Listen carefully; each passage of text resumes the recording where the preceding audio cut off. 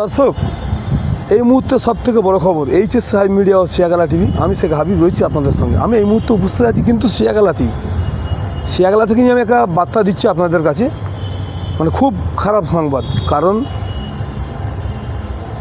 মুর্শিদাবাদ সালাদ থানা এলাকায় বাড়ি ডালিম মিস্ত্রি। সকালে আমার গ্যারেজে এসে কাজ করে গেল, বলো বাড়ি যাব বলে গাড়ি কাজ করে নিয়ে আমাদের শিয়াগালা পোলধারে থাকতো। সঙ্গে যাচ্ছিল, ও ছিল একটা বাইকে, আরও একটা বাইকে ছিল নুনাই মিস্ত্রি ও নূর আলম মিস্ত্রি, দুজনে একটা বাইকে ছিল।